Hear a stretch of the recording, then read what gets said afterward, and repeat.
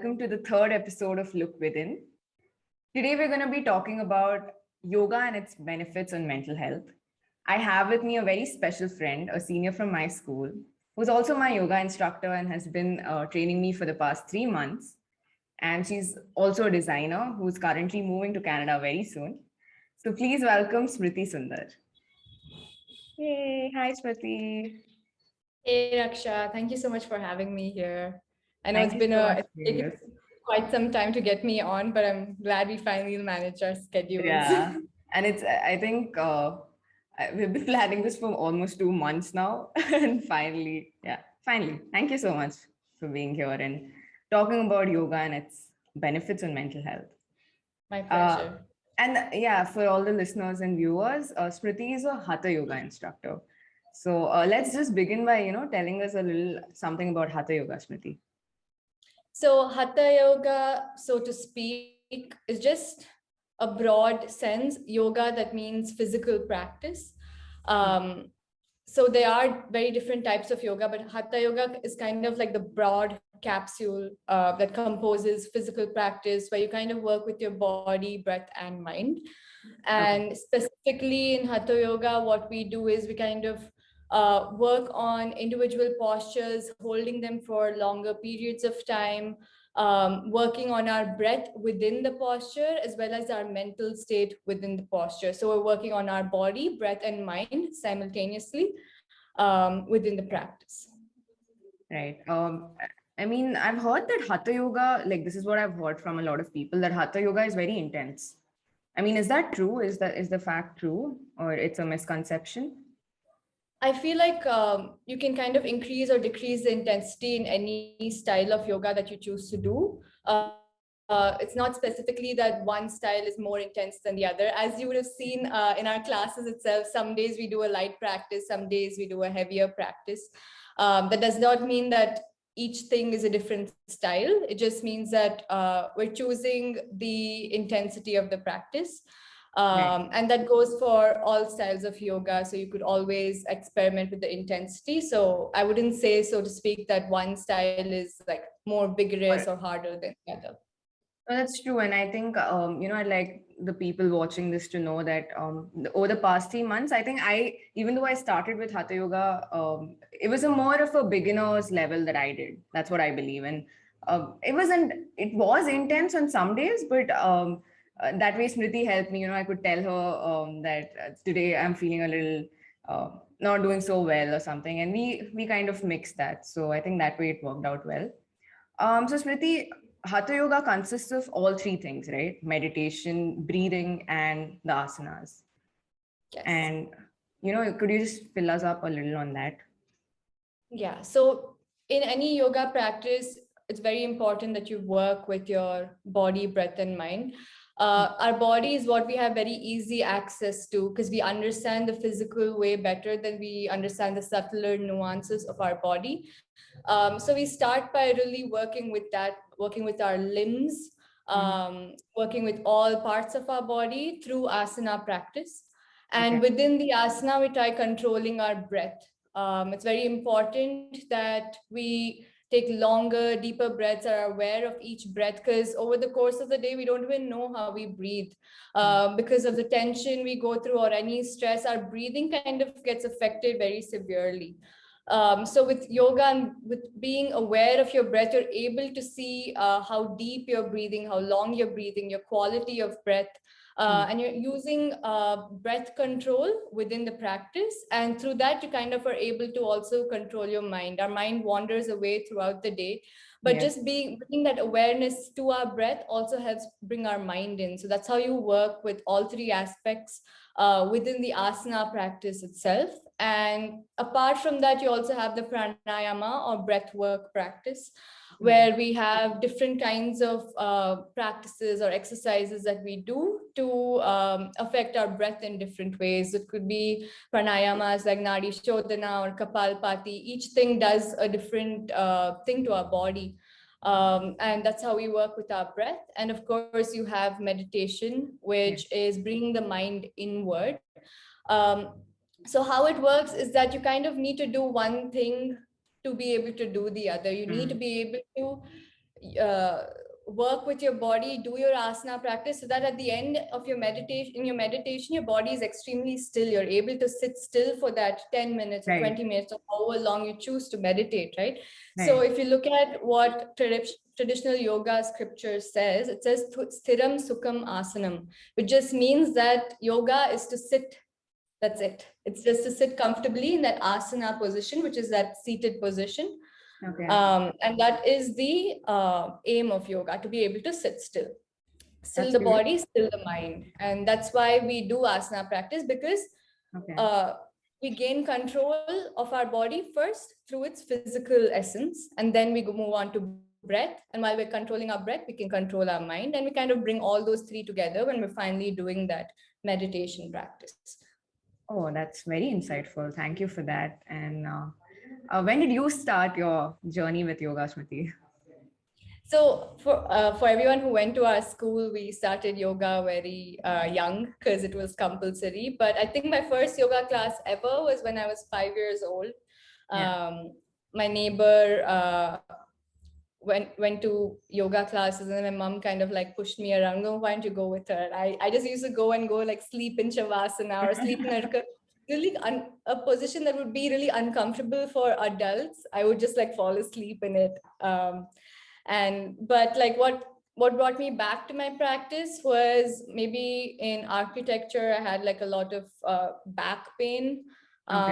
We do tend to work long hours, and so even then I was still looking at it as a physical practice. Just I wanted to stretch out my body, work with my body. I didn't know what happens when you do it, or the philosophy behind it or anything. So in college it was just that. And then I really enjoyed working out as well. So I got into HIIT, boxing, all of that, but it became too intense for me, so to speak. And then I again came back to yoga, and that's when I realized that, okay, like there's a difference in how I feel when I do this or something more intense. When I do something more intense, okay, I feel great physically immediately, but long term it didn't make me feel so great, and it didn't relieve my mental stress as much. But then with yoga, I was able to kind of work with that as well.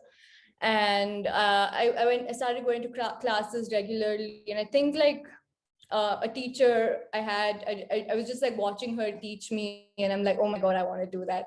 I want to be able to experience this practice like that, or teach like that. And that's when I kind of like started maybe researching teacher training courses. And I did my first in Amrita Bindu in Bangalore. And that's when I really understood that there's so many aspects to this practice. It's not just the physical. You kind of need to understand the history behind it, the philosophies behind it. And that was really interesting to see how yoga was kind of something bigger than what people generally knew of it. And I think from there's kind of like no stopping.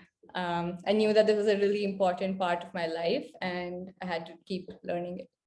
That's wonderful. And I think, how long has it been now since you properly stepped into it? Couple of years now? Yeah, it's been about 3 years since like it's been a very integral part of my life. So 3 years, and how has the journey been like for you? Coming to the main topic of conversation today, about how did yoga benefit you mentally, and about mental health. Let's talk a little on that. Yeah. So obviously with like stress from college itself, I saw a huge difference once I started practicing yoga. I didn't know why at that point, but I just knew that it felt good. And my mom always encouraged me, oh, why don't you go do yoga? Like, especially when I was like super stressed out and stuff. And it just like helped me wonderfully. And like, once I understood why that happens, why does yoga help? It just became so obvious as to why it's so important to have this kind of practice in our daily lives. So many people might have different ways to relieve their stress, but yoga is so holistic that it kind of automatically does all that for you by just practicing it. And firstly, talking about what happens physically to your body, why it helps you physically kind of work with your mental health, is that you have your circulation. Through moving your body, you're increasing your body circulation, you're helping regulate your hormones, kind of reducing the stress hormone cortisol, increasing the happiness hormone. So all your hormones are working well, your blood circulation is working well, and with that, even like the toxins of your body get removed. So physically, that's your immediate effect. Then with regular breathing as well, if you're anxious or tend to lean towards depression, your breathing is also very different, especially in moments where you're anxious, when you're put in these situations. So that again has an effect on your breath, and your breath has an effect on your mind. You might notice, like when you are anxious, you breathe really short. Mind starts racing. But if you just take a few deep breaths and really focus on your breath, you can kind of bring your awareness back to the situation, and it's not as intense anymore. So through breathing, first of all, the physical response of the breathing itself, calming down your breath, helps you work with your mind. But also, it's also about your nervous system, your sympathetic and parasympathetic nervous system. We're always in that flight or fight mode when we're stressed out, and our rest and digest response of the body is kind of shut down.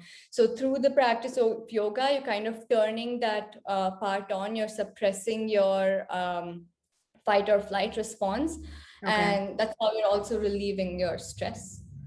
So the the idea behind it is to kind of get consistent with it, so that when an episode of anxiety or a panic attack occurs, you're probably able to deal with it in a better way than someone who probably isn't practicing and isn't aware of how to breathe and kind of get back to that get away from the flight or fight situation, right? I mean, is that the idea behind trying to breathe consciously every day on the mat? Like, I mean, that's definitely a part of it. I wouldn't say that, okay, because I'm practicing yoga today, I'll be fine tomorrow. It's like it's a long-term thing. It's a holistic journey where you kind of have to show up every day. It's not that you get results immediately, right? It's very subtle, and you just might realize one day that, okay, I'm handling my emotions better, I'm handling my mental state better. You might not be able to link it towards your practices because I'm doing this, that this is my result. But overall, that's how it works, that it kind of works on your whole body. It works on all the systems of your body. So it does, even over a course of time, improve your mental health. And there's also that idea of kind of being consistent and showing up for yourself. I'm like a real believer in the fact that if you're disciplined, you kind of can achieve anything you want in your life. So even showing up for yourself for 5 minutes, 10 minutes in the morning, kind of creating that routine kind of sets you up for the rest of your day. So many times in the morning, we just wake up and we're like, oh my God, my day sucks, right? So like, I don't think I'll get anything done today. So just get this done, I'm not saying dedicate 1 hour to your practice, right? It can be anything, 5 minutes, 10 minutes. Just start showing up, being disciplined. Once you like kind of set your day up like that, you're like, oh, I already did this. I can kind of, my rest of the day is going to go so smoothly, right? So there's also that aspect of it where it's just showing up for yourself and building that discipline in order to set up the rest of your life. Oh, absolutely. I believe in the same. And I think about, coming back to the consistency part, how do you remain consistent with your practice? Because that's the challenging part, right? Even for me, had it not been the classes, probably I wouldn't have been as consistent, but thanks to your classes, I could. So, how do you remain consistent with your practice? So obviously, how do you push yourself? Some days are definitely a challenge. I'm not saying I'm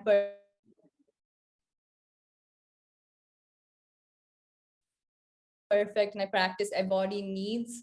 I also alter the type of practice I need based on my mental state or what I need that day. I think just because first of all, I'm like a morning person, so I like just like getting things out of the way in the morning. I just like go ahead and wake up early. I get like this done. I like to put my workout in before I do anything else. It's just that's how I start my day. It's not that it's a compulsion, so to speak. I think just once you start kind of doing it, like you automatically just need that in the morning. It's like anything you do in the morning. It's like brushing your teeth or taking a shower, right? We don't really think about that as something that we need to do. We just do it. Yeah, it becomes a habit. Yeah. So eventually this is something that just kind of works into that. And yeah, like I said, it's very important to listen to your body.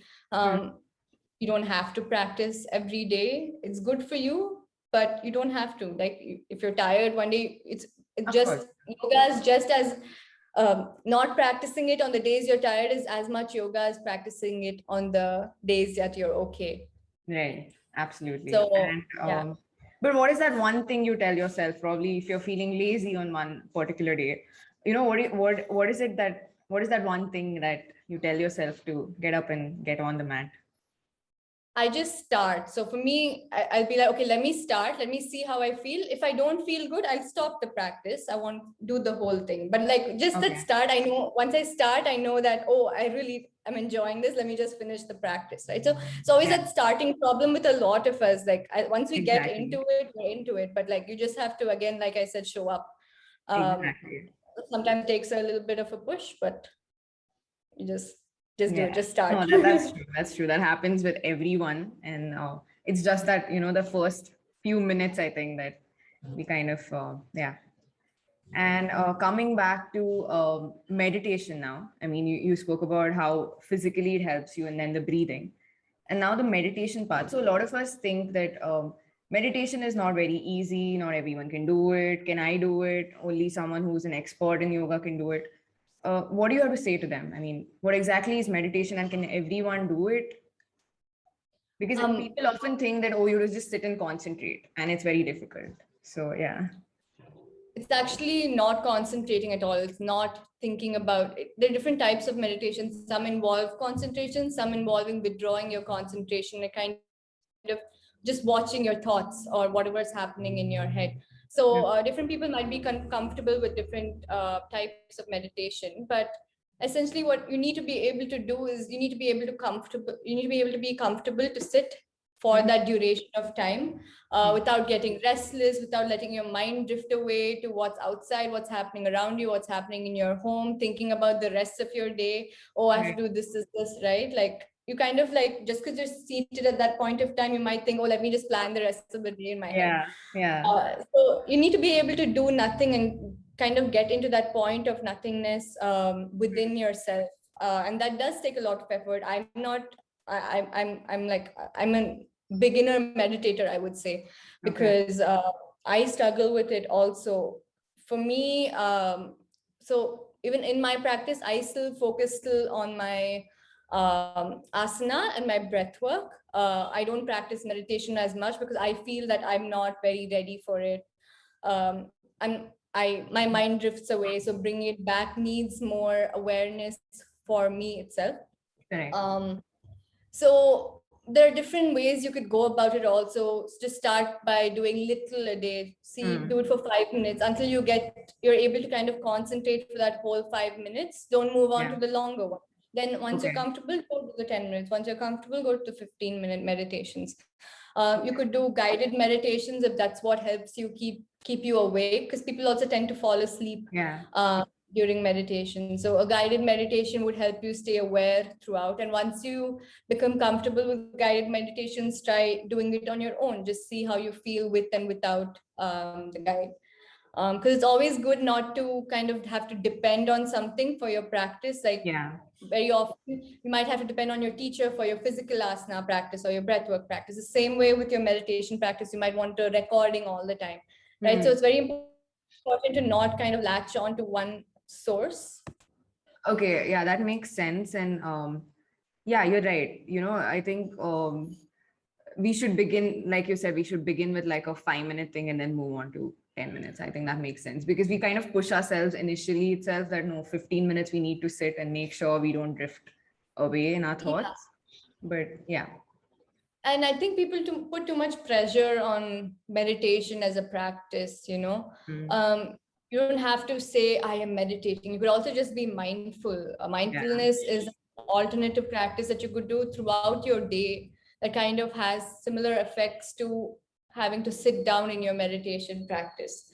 Right. And all that does is being aware of your surroundings, of your body, of your mind, of your thoughts, of your feelings, And just being in the throughout the moment, right? Like being present.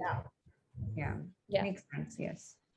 And I'd just like to know how, on any given day, how has yoga helped you on any given day? Like, today, since you've seen it probably over the past 3 years, how far have you come with it, and how has it helped you in the long run so Yeah. far? For me, I'm definitely someone who tends towards being an anxious personality, I would say. So I can definitely see the difference in my mental state or my emotional state or how I react to the things around me, whether that's people, whether that's experiences that or situations that I'm facing. Right. I can clearly tell the way I'm handling it, whether I've practiced that day or not, Yeah. because it has had such a big impact on me, on my mental state, and I'm so grateful to have found something that I get to explore my mental health with in a very healthy, exciting, and sometimes challenging way. Right. So I would say it has a very good effect on my mental health, and B also I feel it has changed how I treat myself, how I treat other people, especially because I've read some of the yoga philosophies as part of my training.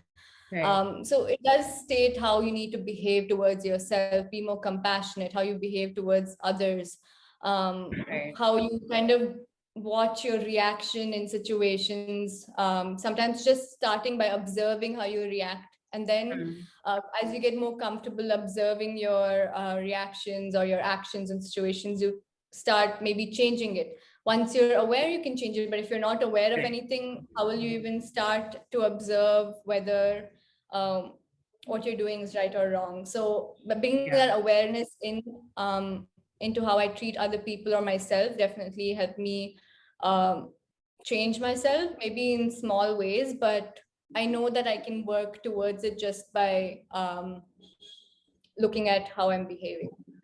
That's wonderful. And the fact that now you can notice if you've worked out, if you've done your practice today or not. I mean, that's beautiful. That's beautiful to know. And just another last thing I'd like to ask you, Smriti. Do you believe that yoga is for everyone? People going through probably some mental health issues, or people with hormone imbalances, or of course physically there are some challenging asanas, but is yoga for everyone? Can everyone practice yoga in general? Yoga, yeah, yoga can be for everyone. I feel that the practice is so vast that you always have something for someone. Yeah. It's not that everyone has to do everything, and everyone shouldn't do everything, right? You really need to Correct. listen to your physical body type, any ailment that you have. All of these are huge considerations into kind of deciding what practice is for you, and a teacher will know based on your condition how he or she can help you use this practice to benefit you in a positive way. Right. Yeah, so I feel like there's no restriction in terms of who can do yoga. There might be contraindications within the practice itself as to what someone with something should do or should not do, Right. but otherwise it's a very open practice that is very inviting to anyone who chooses to take that path. Right. Thank you so much, Smriti. And what is your future project consist of? I mean, what are you headed towards now? Are you going to continue your classes?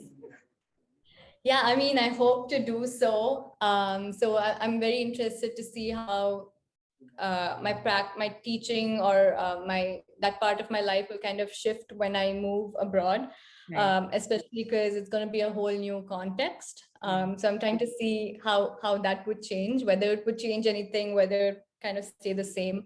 So I'm just kind of working on that. But I see that teaching is a very important part of my life because I kind of learn through it as well. So I'm just figuring out how I can continue to do so. Yeah, I mean, I am gonna miss your classes a lot. I already miss it. It's been a week since we've completed it, and I really miss it. And I had such a great time training with you. Smriti is a very professional teacher. She pinpoints each and everything that you have to kind of get. If you're moving out of a posture, how do you come out of it? How do you get into it so that there's no injury? And you just guided me so beautifully. Thank you so much for that, Smriti. I'm going to really miss your practicing with you. And thank you so much for doing this today. And it was such an insightful conversation. All the Thank you very so best. All the very best for all your endeavors. Thank you so much, Raksha. Thank you for having me. I've had a great time teaching you as well. You were also very enthusiastic and showing up every day. So I really kind of, because all my classes were in the morning, I kind of wake up for my students, and that's the first interaction I have every day. Yeah. So it kind of set my day up as well. So I had a great time. Yeah, and yoga really brought the discipline in me where, I've started waking up really early. And like you said, if you just get the consistency in practicing something, your rest of the days looks much better. So yeah, it's been a great journey, and thank you so much. I look forward to speaking to you very soon, and all the best again. Thank you. Bye. Bye bye.